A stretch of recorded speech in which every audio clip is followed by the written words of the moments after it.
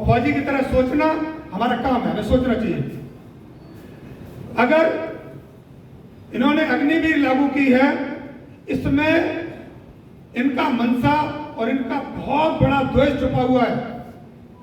अग्निवीर लागू की, इसमें 75% लड़कों को जो घर भेज देंगे जब वो 26 साल का हो जाएगा या 400 लाख हो जाएगी, और उसको रखेंगे 25% लोगों को।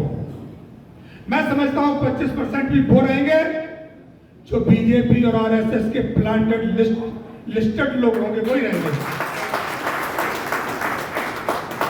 अगर वो लोग जब रहेंगे तो जो नेताजी ने और बाकी हमारे बहुत सामाजिक और समाजवादी नेताओं ने जो सपना देखा है वो पूरा कभी नहीं हो सकता।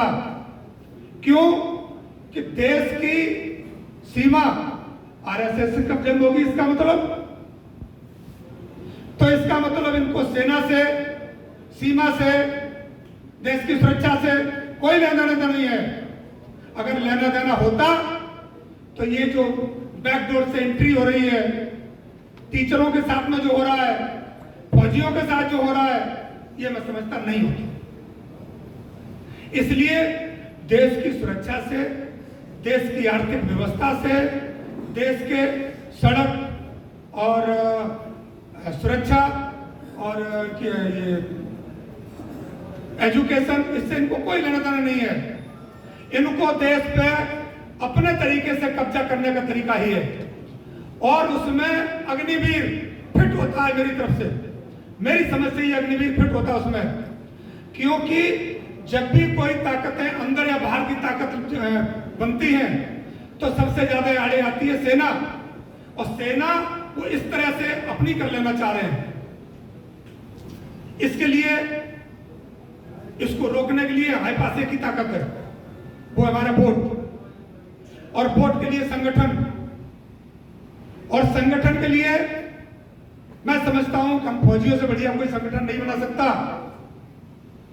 एक समाजवादी पार्टी को फ्रंटल संगठन के रूप में सैनिक प्रकोष्ठ बहुत ताकत दे सकता है जो बाकी फ्रंटल नहीं दे सकते। एक फौजी आदमी कम से कम 20-25 लोगों को प्रभावित करता है, कम से कम।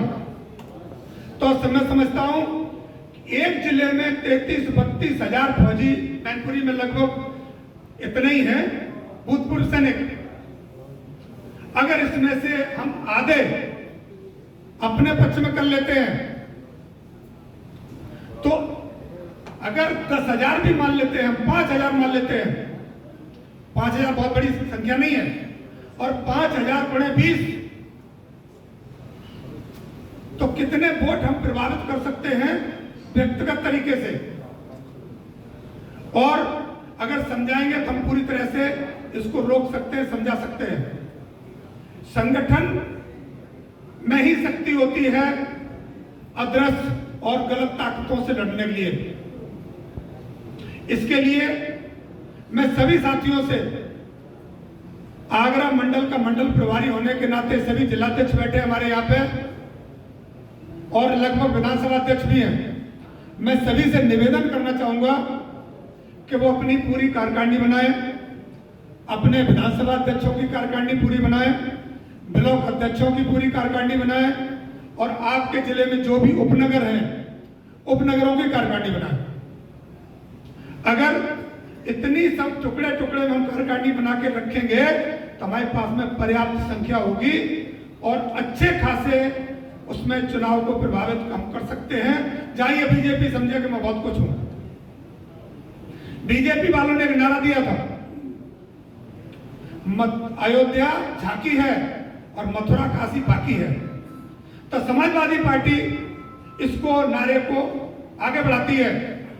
अयोध्या हमने ले लिया है और मथुरा काशी बाकी है, उसको लेंगे। उनका दिया हुआ नारा हम उसको आगे बढ़ाते हैं और उनका नारा दिया हुआ उन्हीं को वापस देते हैं। साथियों, अभी 10 विधानसभाओं पर इलेक्शन है और उपचुनाव हमारे यहाँ एक ही है करहल में, पूरे मंडल में जैसे मैं जलाध्यक्ष जी ने कहा, हम लोगों ने लोकसभा उपचुनाव में जो काम किया अच्छा था। उसके बाद में लोकसभा 24 में काम किया उससे अच्छा था, जब हम 4 विधानसभाओं को रिप्रेजेंट कर रहे थे। अब हमारे पास 1 विधानसभा है और 4 विधानसभा अध्यक्ष हैं। इसका मतलब चारों विधानसभा अध्यक्ष मिलकर 1 विधानसभा लड़ेंगे। पहले हम डोर टू डोर गए थे, कुछ गांव छोड़े थे हमने, जैसे हमारे कैप्टन रजपाल सिंह चौहान साहब ने बताया कि नॉन यादव में जाइए, लेकिन अब हम कोई घर नहीं छोड़ेंगे। हम माननीय सांसद जी को और अपने प्रदेश अध्यक्ष जी को भरोसा दिलाना चाहते हैं कि सैनिक प्रकोष्ठ करैल विधानसभा क्षेत्र का कोई भी गांव, कोई भी घर नहीं बचेगा। हम डोर टू डोर जाएंगे।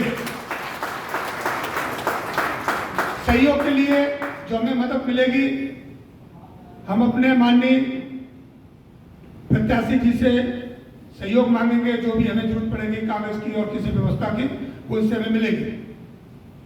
हम किसी भी गांव को, किसी भी घर को छोड़ने वाले नहीं हैं। अभी लोकसभा इलेक्शन हुआ था तो हमें दोपहर का टाइम मिलता था, क्योंकि किसान का काम चल रहा था। तो हम लोग 10 बजे निकलते थे और 5 बजे वापस आ जाते थे। 5 बजे किसान खेत में चला जाता तो हम 5 बजे वापस आते थे। इसलिए अब हमारे पास पूरा समय है, सुबह से लेकर शाम तक, रात तक। तो हम लोग अपनी जो पहले 5 टुकड़ियां थी, अब हमारे पास में कम से कम 10 टुकड़ियां हैं और 10 टुकड़ी रोज निकलेंगी और 5-5 गांव करके आएंगी। तो एक दिन में हम 50 गांव करने वाले हैं। इसमें कोई संशय नहीं है, क्योंकि 20 गांव तक तो हमने पहले किए हैं और 20 से कभी कभी 27 गांव भी किए हैं। तो साथियों, ज्यादा न कहते हुए मैं यही कहना चाहता हूं कि सबसे अटल और सत्य ताकत है वोट और संगठन। हम यहां मंच पे आके भाषण दे गए और उसके बाद में पता लगे रेस्ट कर ले, नहीं। हमें जरूरी है कि हम अगर ग्राउंड पर नहीं निकलेंगे तो ये भाषण पूरा भाषण ही रह जाएगा।